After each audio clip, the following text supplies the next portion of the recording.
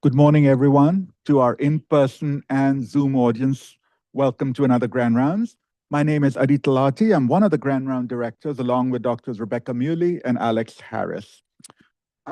Some good news. The next two Grand Rounds are both going to be in person. Next week, April 9th, is our own Dr. Jean Marie Alves Bradford, Professor of Psychiatry and Vice Dean for Student Affairs. Her talk is entitled Improving Learning Environments Through Upstander Skills. If you can come in person, that would be great, because this is going to be an interactive Grand Rounds. There'll be buttons and things you could press with your smartphones to answer questions in real time. The following week will be our Columbia University Institute for Developmental Sciences annual Grand Rounds. The honoree and speaker is Dr. Brian Dias, Associate Professor at Children's Hospital in Los Angeles. This too will be in person. For those who are online today, a reminder that you could ask your question at any time during the talk. You don't have to wait till the end. Please use the Q&A feature rather than the chat feature. If you're a trainee, we'd love for you to ask questions, so please start with the word trainee, and we'll do our best to prioritize. Today is a special lecture. It's our Emily Mumford Endowment Grand Rounds. But to introduce the award, talk about the series, and then introduce our speaker, I'd like to invite Dr. Lisa Dixon, the Edna Edison Professor of Psychiatry and Director of Behavioral Health Services and Policy here in our department. Dr. Dixon.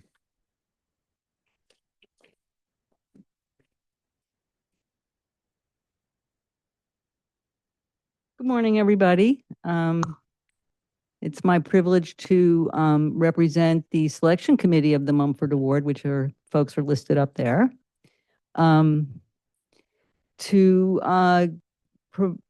present you this year's awardee of the Mumford Awardee. And again, just in terms of what is this award? What does it recognize? Dr. Emily Mumford stressed the human side of medical care and the importance of the social and cultural context. She placed special importance on the relationship between clinician and patient and on the role of the family in healthcare. This is near and dear to my heart. She also studied the economic dimensions of health and mental health care. This lectureship is founded to preserve Emily Mumford's interest in the contribution of the social sciences in medicine.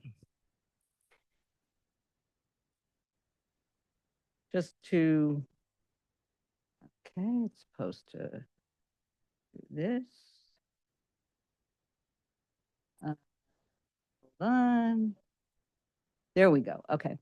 So just to show you a number of the awardees over in the past, and I think you'll recognize many of these names. And just to be clear, Mary is well known to many of you. As you'll hear from her history, she has been a New Yorker. And for Mary, coming to New York is still coming home. So Mary serves as the executive vice president of the Brown School at Washington University in St. Louis, where she's done that job since 2024. But she had been dean since 2016, became the vice provost in 2021, and then stepped down as dean in 2022, which is all to say that she's had an academic, leadership, and then supra leadership role across the whole school and community. Prior to joining the Brown School, Mary was the McSilver Professor of Social Work and the inaugural director of the McSilver Institute for Poverty Policy and Research at NYU Silver School of Social Work. And many of us love that school and got to know you in your leadership role there. She previously served as the head of the Division of Mental Health Services Research at the Mount Sinai School of Medicine. And I'm proud to say she was associate professor at the Columbia School of Social Work. So we can claim some, of Mary's history. In her roles at the Brown School, she focuses on creating vital knowledge, initiating social change, and preparing leaders to address social and health challenges, both locally and globally. And of course, we know that perhaps now more than ever, that is needed. Her academic experience connects deeply to both social work and public health, which are the themes of the Brown School. She has received substantial federal funding for research focused on meeting the mental health and health prevention needs of youth and families impacted by poverty. She also has significant experience in child mental health services and implementation research methods, as well as over 20 years of experience conducting HIV prevention and care-oriented studies supported by NIH. So my usual approach to this is to give some examples. So here are some of Mary's current grants. Advancing the social and economic mobility of young Black men from the W.D. Grant Foundation. Strengthening the child health research capacity in research-constrained settings, NIH, PI. Accelerator strategies for states to improve system transformation affecting children, youth, and families. So I think you can see the depth and the quality of her work. And then finally, she's authored a million papers, but this was her first one. In 1992, Domestic Violence and Child Abuse Assessment and Treatment Considerations in Child Welfare.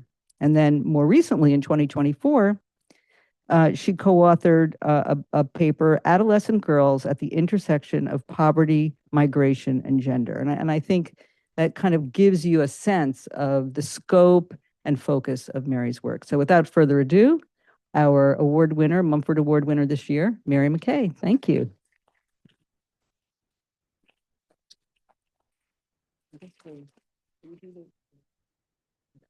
We'll do that later. Yeah. Okay. I had no idea that there was a medal in this box here. So thank you, Lisa, for that nice introduction. It's amazing when I hear that my first paper was published in 1992. You've all done the math, so you know I've been at this for a while.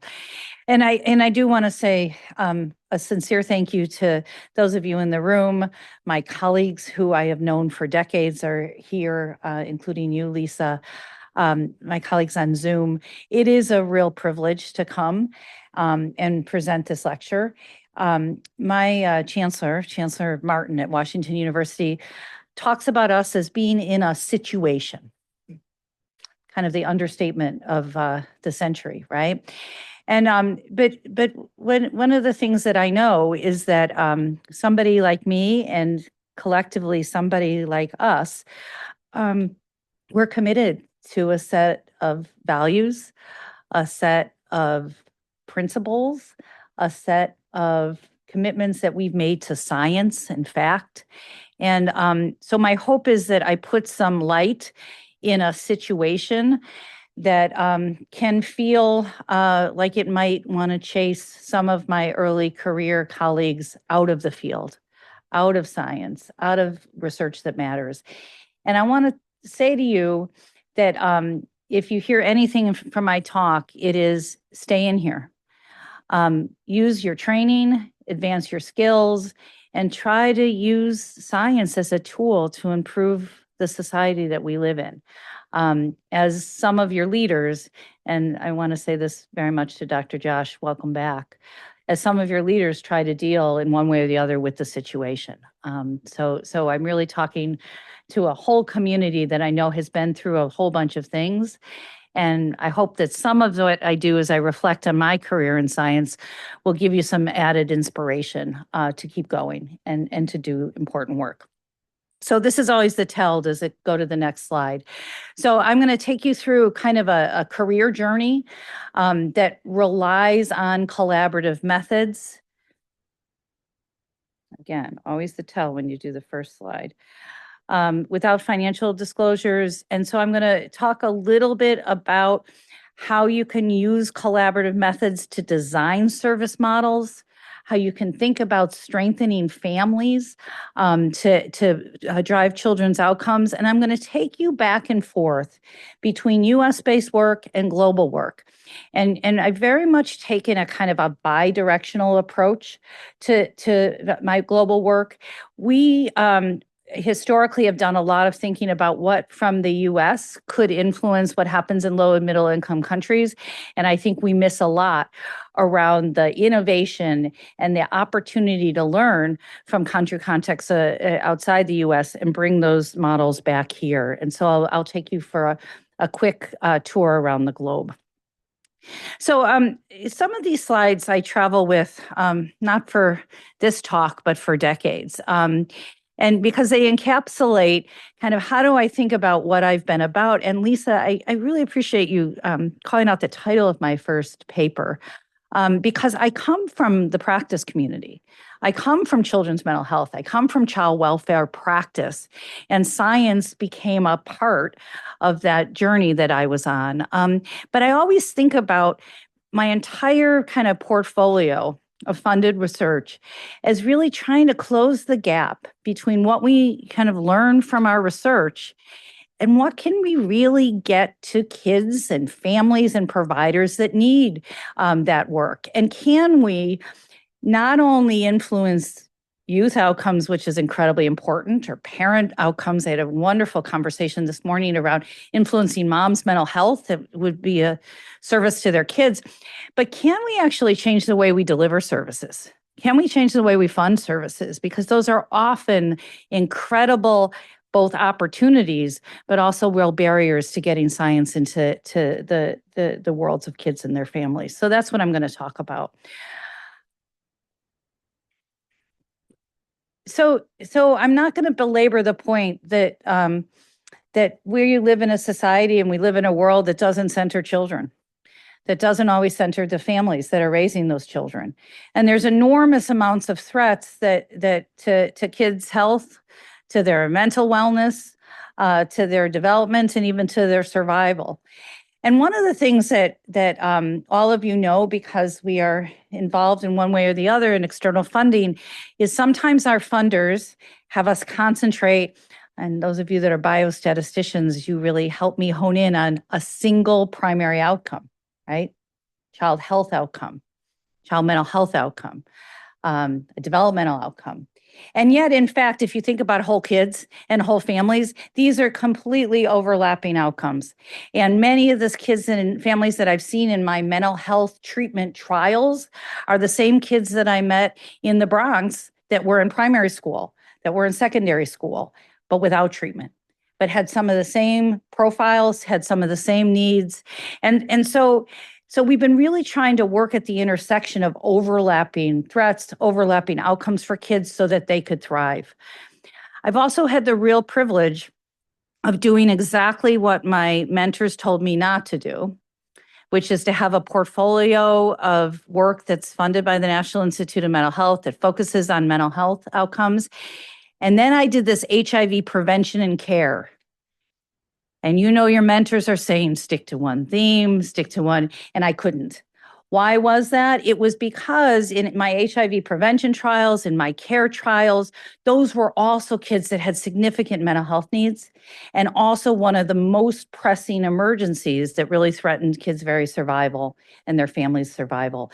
And so as you think about my talk, I want you to think flexibly about what can you learn from one body of research and bring that over to another field. What can you learn from one context that will influence what you do in the other and back around again? And so that's how we're actually thinking about the threats to kids and families, both in the US and across the globe. Here in the US, we have set up both primary and specialty care services to meet the mental health needs of kids. And yet, there is a lot of missed opportunities in the systems that we have set up. So in some ways, some of these statistics on this slide, they've been pretty stable, not for a year, not for two, but decades. And then there has been investigators like Lisa, let me just call out your work. You and your teams reach out to young people and their families, bringing them into care in innovative ways, focusing on prevention as well as care. But these service use issues, these engagement in my field issues are very, very serious because there's still way too many children that exist here in the US that don't receive care. And there's even more kids in low and middle income countries that don't have any access to behavioral health care. And those are the kinds of issues that we work on. Now, where are my clinicians in the room? Where are my practicing clinicians? Oh, raise your hand very high. This is very hard work, right? So there's a clinical phenomena that we often use as a primary outcome. We call it a no-show. Have you ever had one of those? Right? It's a failure of engagement. It's an issue that suggests that there's a missed opportunity to be serving kids and families.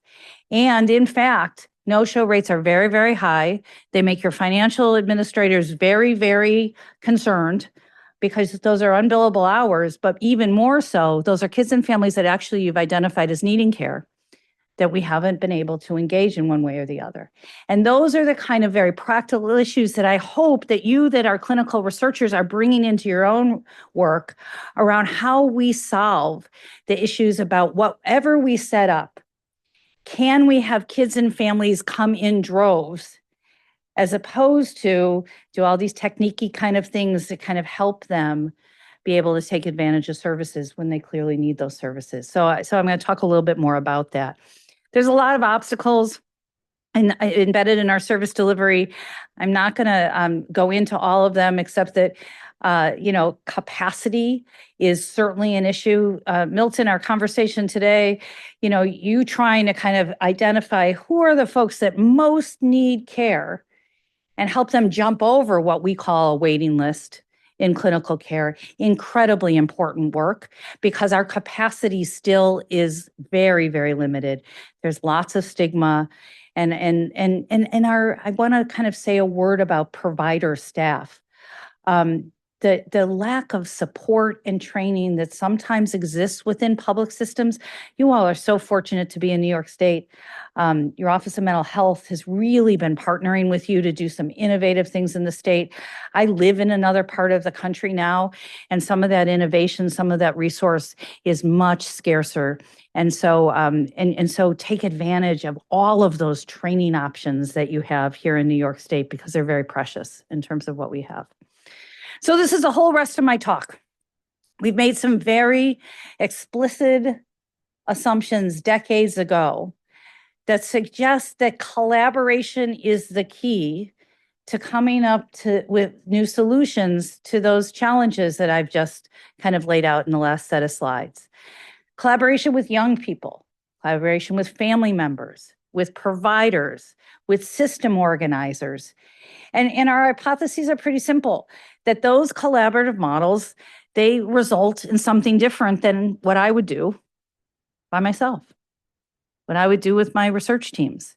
And that there's really an attention that we try to pay to the acceptability of services, the relevance, the kind of alignment between what we were working on and what parents really felt were the most pressing challenges.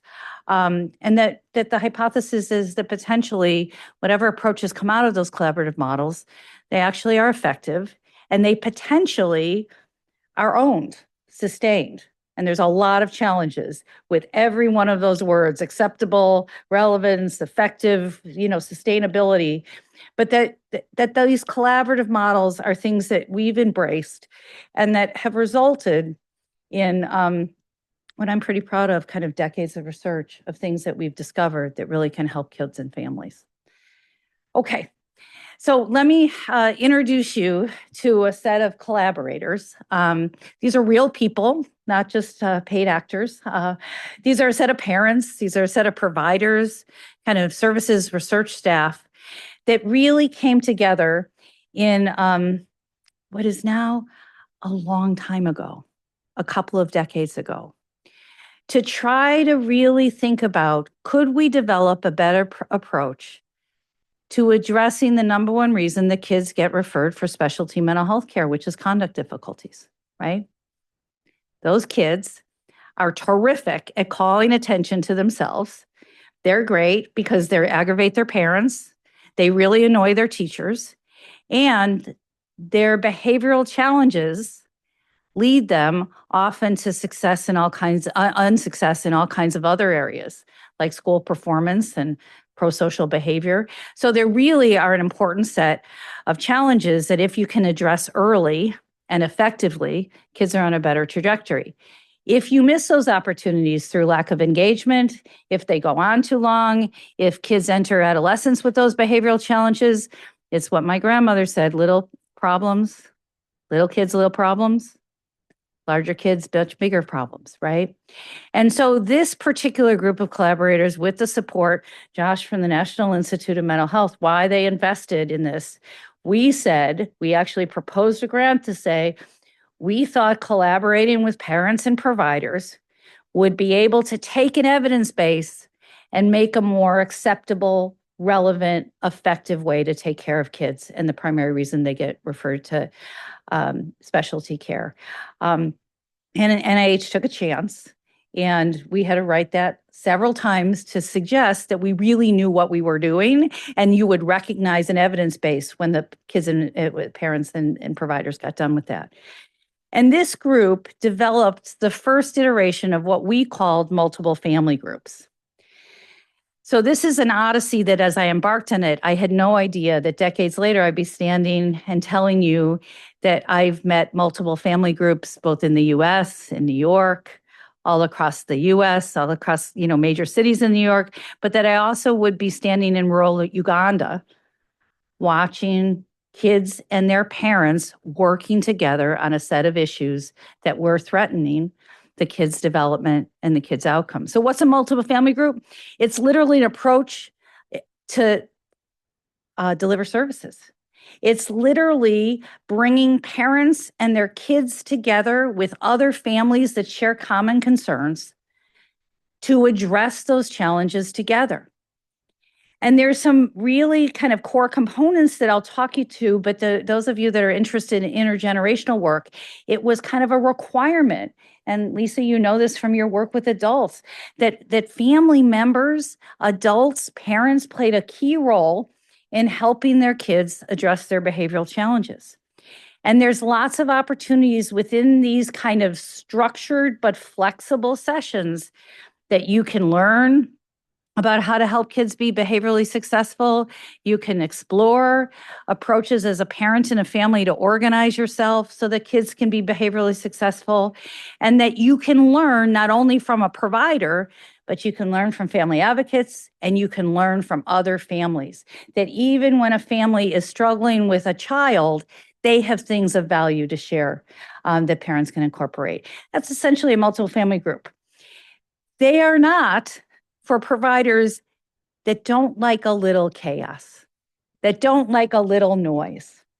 Because, in fact, multiple family groups simulate some of the ways that kids get stimulated and that their behavior starts to spiral. You actually want that in a multiple family group, because what you want to do is not just gain knowledge about parenting, but you actually want to apply some of those things right there so that you could be more successful than you're at home. So that's a multiple family group. Numbers of families, kids, their parents, and working on, in this particular study, conduct difficulties. There, at the time that group, the beautiful picture that I showed you, worked on this particular study, we knew a lot about the keys to helping kids be behaviorally successful. We knew that parenting mattered, communication within a family mattered, the kind of emotional kind of stick-to-itness that families have, all related to how kids are behaviorally successful. There were another set of kind of empirical evidence-based studies that identified who did well, which families did well in parenting interventions and which actually dropped out or maybe didn't show the positive outcomes. And those were families that had high level of stress, that didn't have the support that they needed to kind of journey on, that held like real stigmatizing beliefs about mental health care. Those qualities were 100% of the families that we saw in public mental health. So I showed this list, and our research kind of colleagues showed this list to our family collaborators, and they thought, as scientists, we were very cute. Like how quaint. You've written articles about this. Child management skills, parents said, what is that? Well, it's, the parenting practices that you bring intentionally to kind of raise your child. Isn't that how we write these articles? And they're like, oh, those researchers are so cute. Nobody really understands as a parent what that means, right? And so as we kind of really started to look at evidence-based parenting practices, they were kind of formed in our scientific language with some light translation into maybe relevance into the real world. And our families did probably the best thing they've ever done that contributed to my career, but to other, families' trajectories, is they said, let's take these concepts and let's think about, through the lens of a parent, how could you give this science away? How could you make the evidence base accessible so that you really could understand as a parent, what are some of the things that you could do concretely that could help your child? And so they translated that evidence base into 4 words that begin with R. And I still have a little Chicago accent, so I mean R like the letter, right? And 2 words that begin with S. At the time, and pretty much today, if you work on these core family processes with a family whose child is struggling, there's a lot of evidence on your side that when you up the organization, that's rules and consequences and rewards, that whole behavioral system that exists within a family, kids do better. They need the structure. When you up respectful, and you can really almost hear the grandmother that named respectful communication, when you up the talking and listening that exists within a family, kids have a clearer idea about what's expected of them. And then also stress and social support. As a matter of fact, when the families initially read the literature and when we worked on these 4 R's and 2 S's, stress and social support were the tag on. Our later studies suggested that without turning down the heat that a family experiences, without helping a parent reorganize some of their life so that they could actually use their capacities as a parent, that turned out to be incredibly important. And so in some ways, the S's should go first, but that's where we started, 4 R's and 2 S's. So the one principle around this collaboration was the principle that families felt very strongly that the provider should not have the secret manual, that they were going to do something to families, that this should be transparent, what we're all working on together. And I think that if you think about the time, I look at just a few of the people that may be as old, that was radical in terms of treatment development, to give the science away, to be sure that it was accessible, but our collaborators got us there, I hope, really early. The multiple family group in this early stage was designed by a protocol, guided by a protocol. It was a manual that was characterized by some level of flexibility and choice and active discussion, as opposed to the first generation of treatment manuals that you might have seen had much more scripts in them. It was allowing providers to make some choices about how to tailor the material to families. That was incredibly important. And that our parent consumers really designed a lot of the intervention, the activities that were embedded in this particular intervention. We also did something that really New York State, I just have to give credit to OMH and New York State as being a real leader of having family advocates be able to play a role in the delivery of mental health services. That still can be a challenge across the country, but I think New York State, Kimberly Hoagwood, really a kind of a leader in this particular area.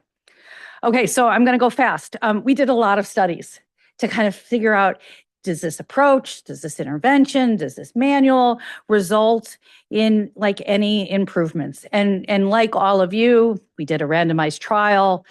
We assessed over time. We worked first in New York City. So you're right, Lisa, I'm home.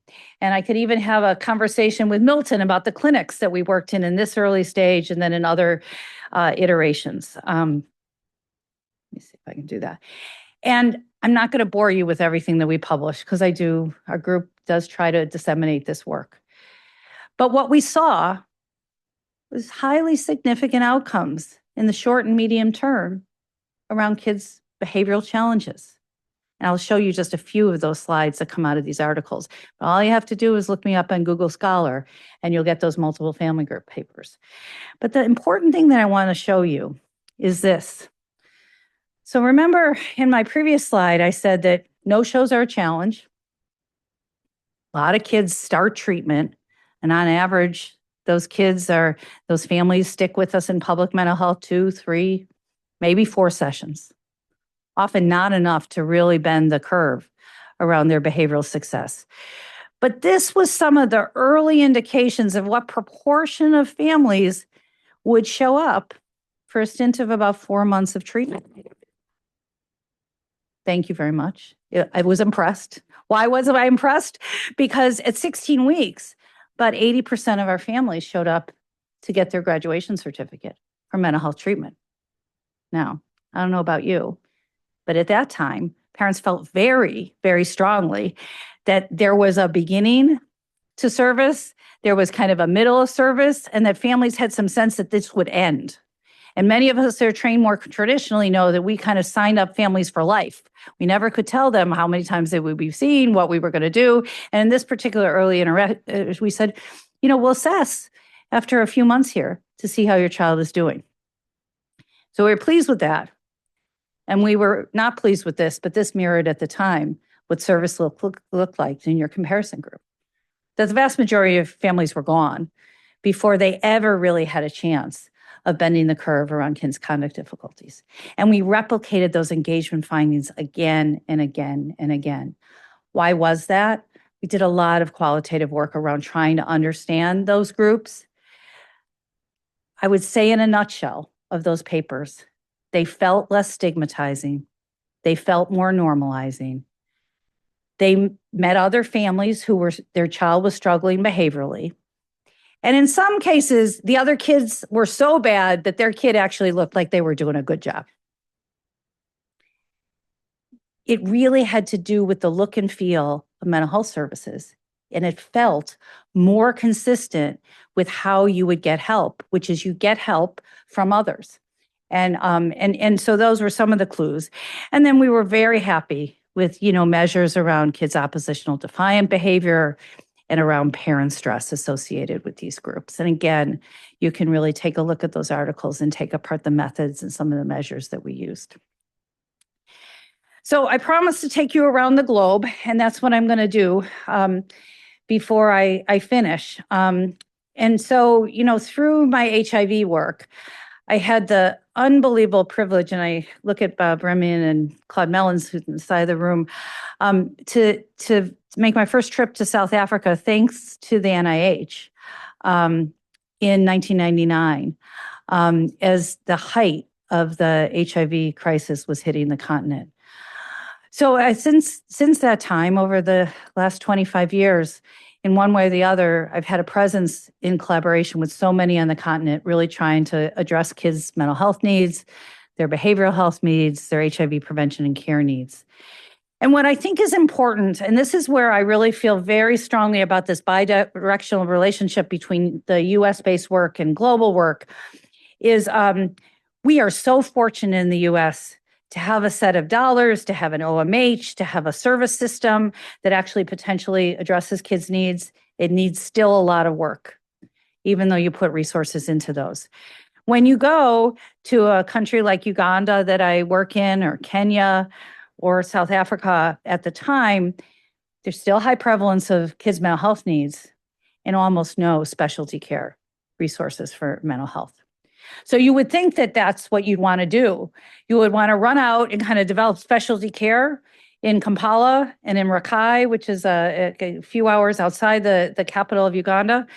Well, as a matter of fact, please don't do that, because our specialty care services here in the US have some challenges. Please don't export those to another country. So if you enter with a collaborative model, you say to yourself, but where are the strengths that exist? Where are the opportunities that exist?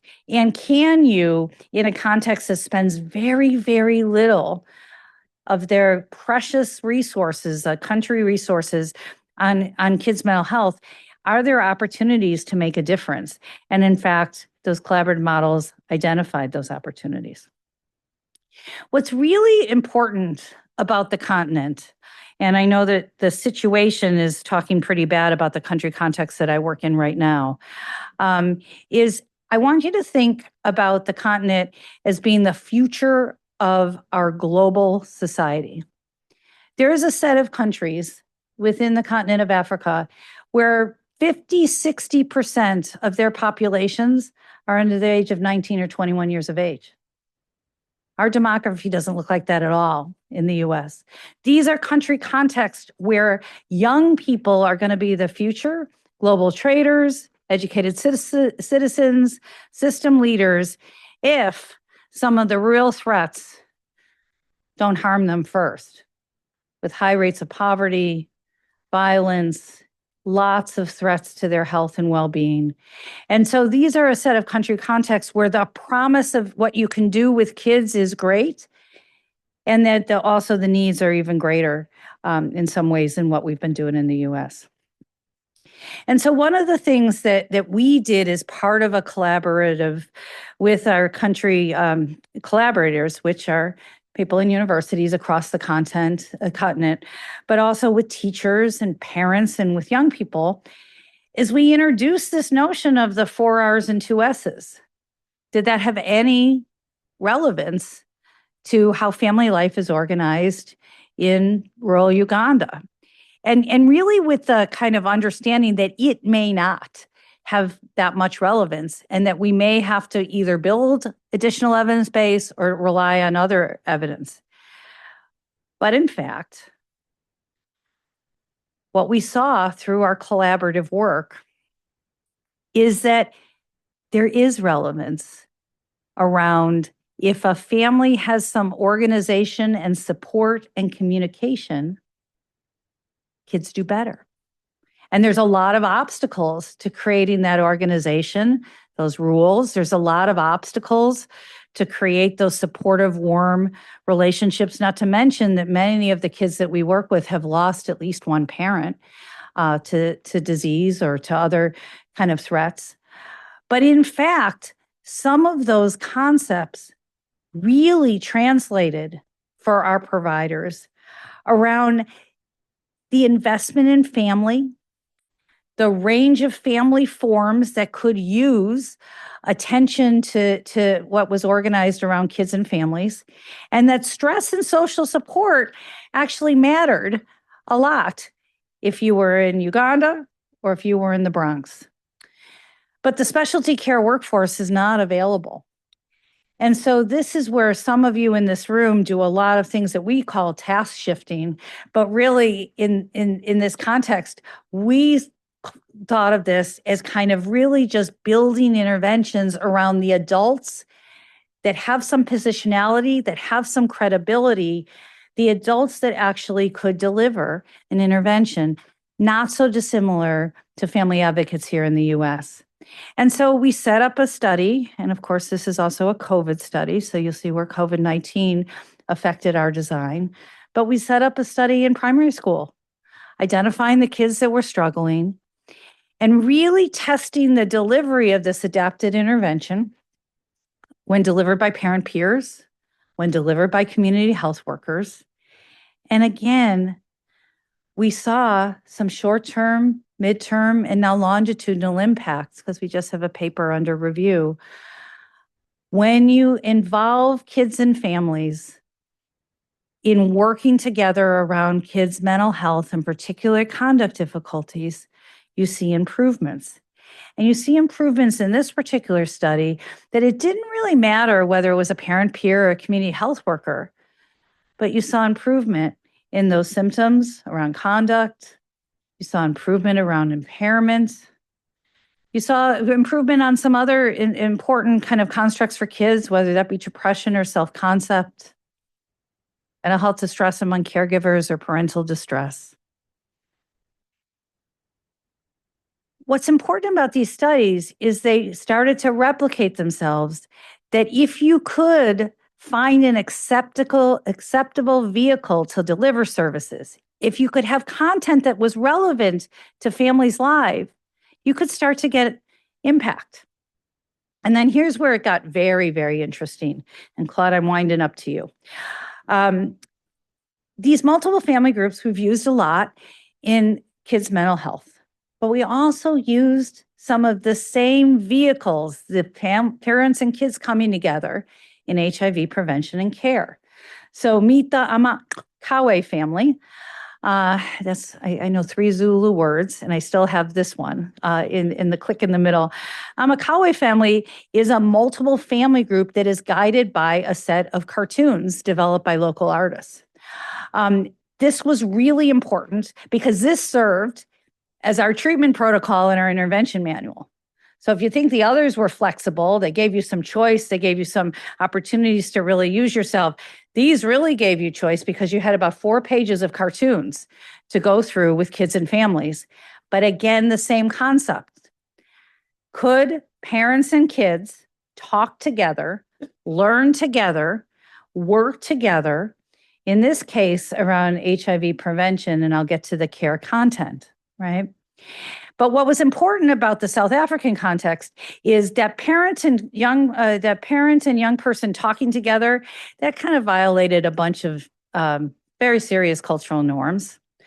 That also, and then talking and listening to each other within the family unit, you think that was controversial? Talking and listening to each other around puberty, sexuality, HIV, even more controversial.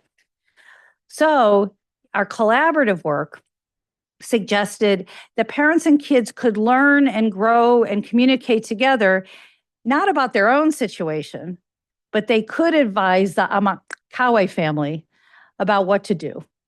As the one child experienced, her first period, as the other kids were kind of journeying on through adolescence.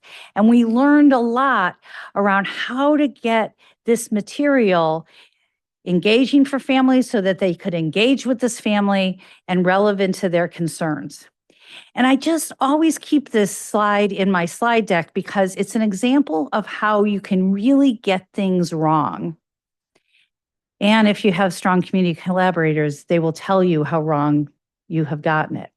So on the left-hand side of this slide is the Mumford family. And if you kind of can take a look at kind of the facial expression of the parent there, if you look down below at the kind of village that is in KwaZulu-Natal, which was where we kind of worked in this particular area in South Africa, what's going on there? Well, first of all, Mumford means something like the cursed. Well, that wasn't a great name, was it? Right? And then if you look at, mom looks miserable, and then this looks like an emptied out village that bared no resemblance to the villages that we were working in. And so, but that was the first pass that our artists kind of worked on around just trying to identify the characters.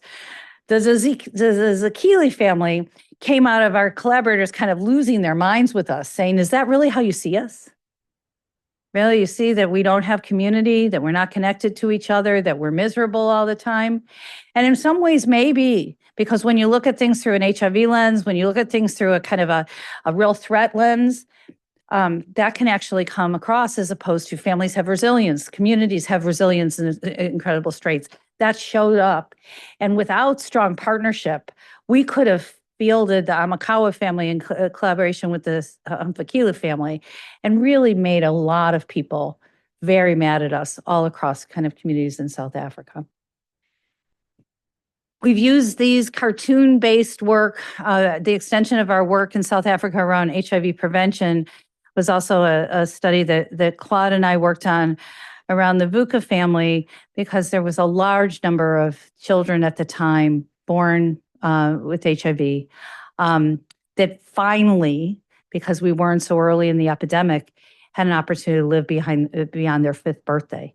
But as they lived beyond their 5th birthday, they had to live with HIV and all that went along with this, what we hoped would become a chronic illness. And so the VUCA family, though, tackled a lot of very serious issues, again, from this little bit of a distance, said our collaborators, dealing with death, dealing with stigma and identity, incredibly hard to talk about issues within families that had been so deeply affected by HIV. But again, how was Amakawe family program delivered? How was VUCA family program delivered? With kids, their caregivers, coming together around common issues to try to kind of advance outcomes for kids. So I could go on and on with all the things that I've learned. You should know that I don't have an artistic bone in my body. And that's the other piece that your collaborators will bring to you is ways to approach issues that are acceptable, that are relevant, and that potentially are effective and sustainable and easy to give away, within country contexts beyond. So the last thing, and I just want to talk about is that whenever you've had a kind of a career like some of us in this room that has been decades in the making, the work that you do, the published papers that you do, that you publish, Lisa, they're cool. But at some point, I think many of us, if not most of us, make the turn to how do you invest in the next generation. So I'm very privileged. I say currently because this is an evolving situation, that my colleagues and I have 5 different training programs that really focus on some of you in this room, this next generation. And this particular training program, we call it RRT. We call it Researcher Resilience Training. And I'm pretty sure, Josh, this was funded on your watch. And why do I just put this particular, call out this particular training program? Because it was one of the training programs that we designed to certainly help trainees understand children's behavioral health, understand the connection between kids' outcomes, their mental health outcomes, and the connection to family, the connection to service system. It was certainly a training program that was meant to kind of up your game in terms of research methods, collaborative research methods, the advanced longitudinal skills that you would need to apply to kind of studies for kids and families. But it was really also very focused on how can you support early career folks, particularly from underrepresented, under door closed experience, that had door closed experience. How could you support them with a network that would allow them to be resilient, but more importantly, surround them with a network that help them pursue their ideas and actually get them through some pretty serious gatekeeping that happens in study section. Questions that we thought needed to be answered, questions that we thought would push the field, but that their primary mentors or the institutions they worked for said, oh no, that would never work. Because remember, I'm a scientist who didn't exactly follow my mentor's advice. I'm glad about that. But I also am really aware that we all work in institutions where we are so certain that a study section won't buy that or you can't get it passed. And yet, some of our early career folks were asking absolutely the right questions that could push the field. So that's what RRT is about, is really trying to help you be the best scientist you can, but also be connected to folks that encouraged your ideas, encouraged innovation, and tried to bring those perspectives that are underrepresented in science into the field. And so these are just some of our amazing trainees. And each one of them, I could talk about in terms of their scientific career. I should just tell Claude that Proskovia, who was our original project director, woman right here in the blue, rode a bicycle all over the rural Uganda, just was now tenured at Washington University as an associate professor. And so there are unbelievable stories embedded in these pictures. And so our investment in you, the next generation, is incredibly important so that you're at the table. So I'm going to sum up by saying, what do I think if I kind of step back and used in kind of, language that my mother and father would understand? What makes a really good practice? What makes a really good program? Bring your evidence, bring your existing science, the emerging science, with the perspectives of the young people, with the perspectives of your practitioner. And it's in that sweet spot that we can actually create some new things that will matter in the lives of kids and families. So with that, I just want to acknowledge there has been hundreds and hundreds and hundreds of young people and families and teachers and healthcare collaborators that have collaborated in our study. There have been teams of colleagues in the US and across the globe that have worked on these studies. So this in no way is my journey or my program of research. It's a collective journey where I'd like to think that we've all really learned from each other. And I'm sure that you are having those experiences today. So my hope is that I've infused a little hope that you can stay on this journey, that you can make a difference with your science. You can learn some things, you can change your mind. And that my hope is that we go back to our offices and despite the situation, kind of keep at it. So I'm happy to take your questions, and I did it on time. So I really appreciate your attention. Thank you.